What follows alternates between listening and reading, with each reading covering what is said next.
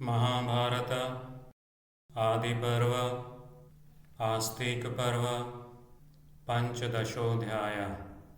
आस्तिक का जन्म तथा मातृशाप से सर्प सत्र में नष्ट होने वाले नागवंश की उनके द्वारा रक्षा।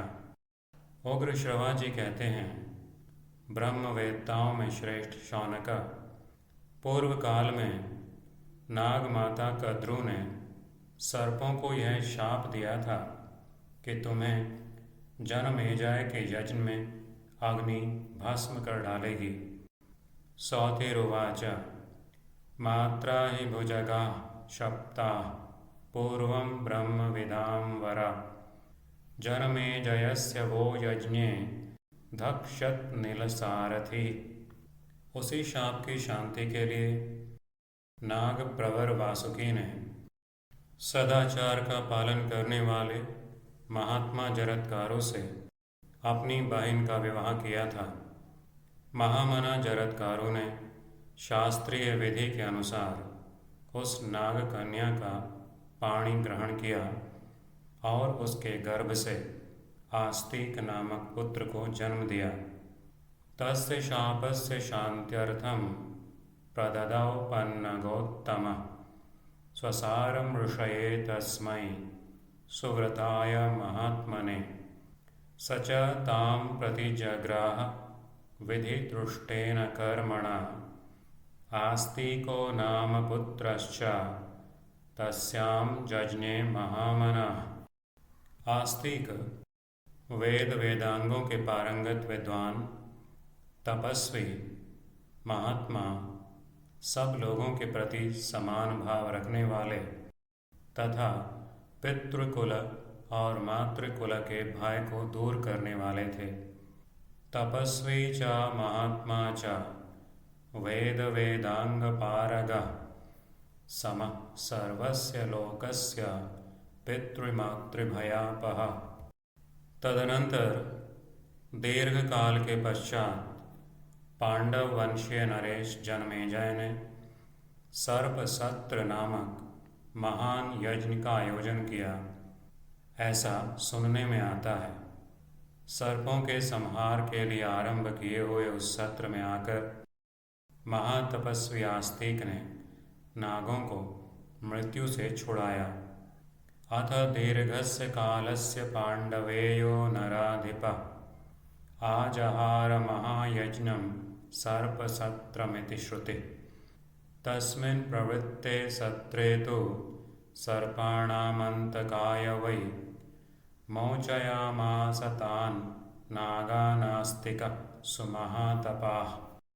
उन्होंने अपने मामा तथा ममेरे भाइयों को एवं अन्यान्य संबंधों में आने वाले सब नागों को संकट मुक्त किया।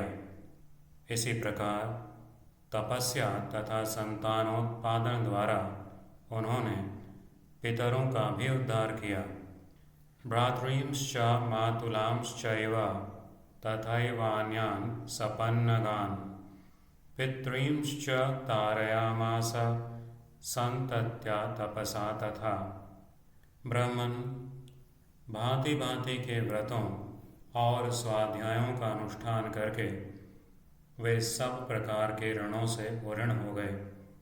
अनेक प्रकार के दक्षिणा वाले यज्ञों का अनुष्ठान करके उन्होंने देवताओं, ब्रह्मचर्य व्रत के पालन से ऋषियों और संतान की उत्पत्ति द्वारा पितरों को तृप्त किया।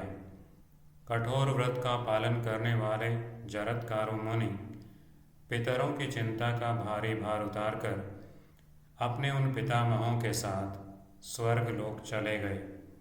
आस्तिक जैसे पुत्र तथा परम धर्म की प्राप्ति करके मुनिवर जरत्कारु ने दीर्घ काल के पश्चात स्वर्ग लोक की यात्रा की। भृगुकुल शिरोमणे, इस प्रकार मैंने आस्तिक के उपाख्यान का यथावत वर्णन किया है। बताइए अब और क्या कहा जाए।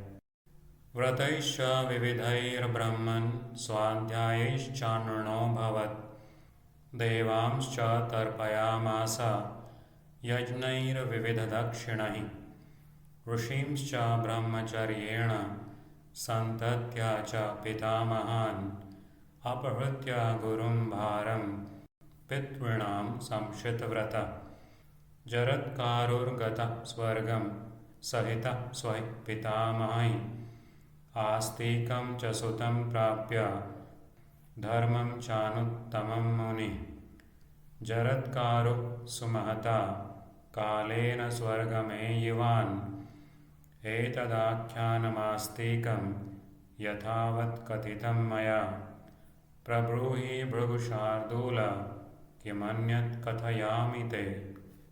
इस प्रकार श्री महाभारत आदि पर्व के अंतर्गत आस्तिक पर्व में सर्पों को मातृशाप प्राप्त होने की प्रस्तावना से युक्त 15वां अध्याय पूरा हुआ।